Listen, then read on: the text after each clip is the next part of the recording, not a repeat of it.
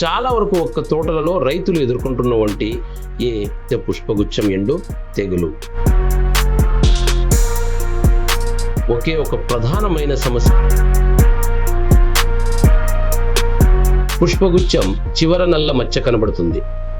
పువ్వు వికసించక ముందే ఎండిపోతుంది. కాయ ఏర్పడదు, రాలిపోతుంది.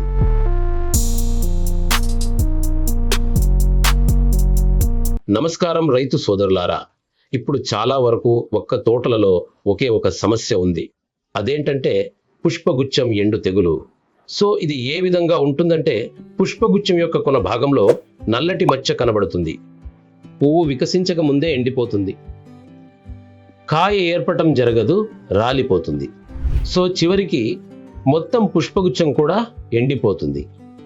ఒకవేళ దీనిని మనం పట్టించుకోకుండా వదిలేస్తే ఒక సీజన్ దిగుబడి పూర్తిగా తగ్గిపోతుంది. రైతు సోదరులారా, నిజం చెప్పాలంటే ఇది కేవలం శిలీంధ్రం సమస్య మాత్రమే కాదు. ఈ పుష్పగుచ్చం ఎండు తెగులు అనేది శిలీంధ్రం వల్ల వస్తుంది. ఇది కేవలం ఒక్కదాని సమస్య మాత్రమే కాదు. ఇది మీ తోటలో మృత్తిక జీవ వ్యవస్థ దెబ్బతిన్నది అనడానికి ఒక ముఖ్యమైన సూచన కనిపిస్తూ ఉంది. సో మీ మట్టి గనక సజీవంగా ఉన్నట్లయితే దాని లోపల ఉపయోగకరమైన బ్యాక్టీరియాలు, శిలీంధ్రాలు, ఆక్టినోమైసిట్స్ మరియు వానపాములు అనేవి ఉంటాయి. ఇవి ఉన్నట్లయితే న్యూట్రియంట్స్ సరఫరా చేస్తాయి.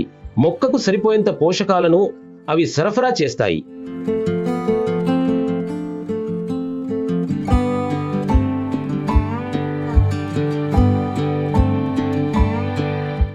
మీ తోటలో ఏం జరుగుతుందో తెలుసా? ఎక్కువ రసాయనాల వాడకం, సేంద్రియ వ్యర్థాలు తగ్గిపోతున్నాయి, లేదా ఉన్న వ్యర్థాలు నేల గట్టిగా మారిపోతుంది. దీని కారణంగా సూక్ష్మజీవుల ఆహార జాలం అనేది, అంటే మీ తోటలో ఉండే ఆహార గొలుసు అనే వ్యవస్థ రోజు రోజుకి దెబ్బతింటుంది. ఇలా దెబ్బతినడం వల్ల భాస్వరం మొక్కకు ఈ దశలో చాలా ముఖ్యం. అది లాక్ అయిపోతుంది. మైక్రో న్యూట్రియంట్స్, సూక్ష్మ పోషకాలు వేర్లకు అందకుండా పోతున్నాయి. సో దీనివల్ల ఏమవుతుందంటే, ఆ మొక్కకు ఎంతైతే శక్తి ఉండాలో అంత శక్తి కంటే కూడా తక్కువైపోతుంది. సో ఏ చెట్టైనా సరే పూత దశలో ఉన్నప్పుడు దానికి గరిష్ట శక్తి అవసరం. దానిని పువ్వు వచ్చిన తర్వాత దాన్ని నిలుపుకోవడానికి. అయితే దానికి శక్తి సరిపోనప్పుడు ఏమవుతుందంటే, ఆ పువ్వును నిలుపుకోలేక వదిలేస్తుంది. అంటే అది రాలిపోతుంది. అక్కడ సంభవిస్తున్నటువంటి సమస్యే పరిశోధన చేసినటువంటి శాస్త్రవేత్తలు ఏమి చెబుతున్నారంటే, సెంట్రల్ ప్లాంటేషన్ క్రాప్స్ రీసెర్చ్ ఇన్స్టిట్యూట్లో చేసిన అధ్యయనం పోషకాలలో అసమతుల్యత ఏర్పడితే డైబ్యాక్ సమస్య అధికమవుతుందని చెప్పారు. University of agricultural sciences Bengaluru వారు ఇలా చెబుతున్నారు. రైజోస్ఫియర్ బయాలజీ సరిగ్గా లేకపోతే ఫ్లవరింగ్ స్టేబుల్ అవుతుంది. దీని అర్థం ఏమిటంటే, రైజోస్ఫియర్ మట్టిలో జీవ వైవిధ్యం అనేది బాగుంటే ఫ్లవర్స్ స్టేబుల్గా ఉంటాయనే మాటను చెబుతున్నారు.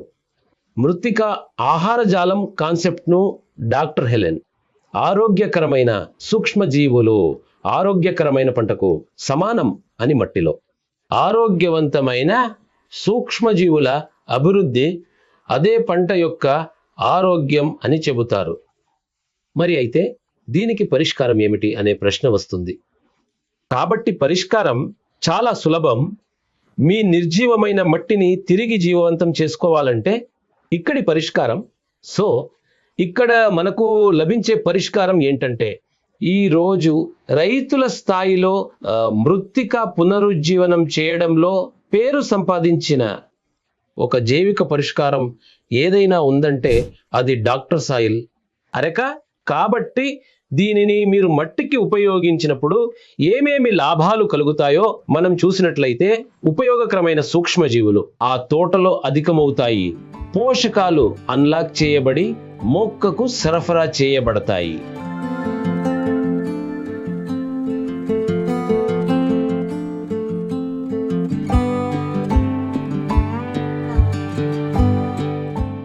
వేరు మండలం యాక్టివేట్ అవుతుంది. అంటే పోషకాలను తీసుకోవడంలో, నీటిని తీసుకోవడంలో చాలా యాక్టివేట్ అవుతుంది. వానపాముల కార్యాచరణ అధికమై ఆ కారణంగా అక్కడ మట్టి యొక్క జీవశక్తి పెరిగి ఆ మట్టిలో జరగవలసినటువంటి అన్ని రకాల క్రియలు చాలా బాగా జరుగుతాయి. సో చివరికి ఫలితం ఏమవుతుందంటే మొక్కకు అవసరమైనంత మేరకు పోషకాలు సరఫరా చేయబడతాయి. ఆ పూత దశలో ఉన్నప్పుడు ఒత్తిడి తగ్గుతుంది, ఎండు తెగులు సహజంగా అదుపులోకి వస్తుంది. సో దీనివల్ల ప్రతి ఒక్క రైతు ఇది ఎండు తెగులు అవుతోంది అని అనుకుంటూ ఉంటారు. దీనికి మందు కొట్టాలి, తాత్కాలికంగా అదుపు చేయడానికి కొట్టాలి, కొట్టొద్దని నేను అనట్లేదు. అయితే ఒక రూట్ కాజ్ అంటే ఆ మూల సమస్యను మీరు వెతకండి. మట్టిని సజీవంగా చేసుకోవడం వల్ల, మట్టిలో జీవ వైవిధ్యాన్ని పెంచుకోవడం వల్ల శాశ్వతంగా ఈ సమస్య యొక్క ప్రభావం తగ్గిపోయి సో మీకు ఉత్కృష్టమైన పంట రావడానికి అనుకూలంగా ఉంటుంది. ఈ తరహా ఇలాంటి విషయాలు ఏమైనా ఉన్నట్లయితే మీరు ఈ వీడియో చూసిన వెంటనే కామెంట్ బాక్స్ లో పెడితే దానికి పరిపూర్ణమైన రూట్ కాజ్ సొల్యూషన్స్ ను మా వైపు నుండి మీకు అందిస్తాం. ధన్యవాదాలు.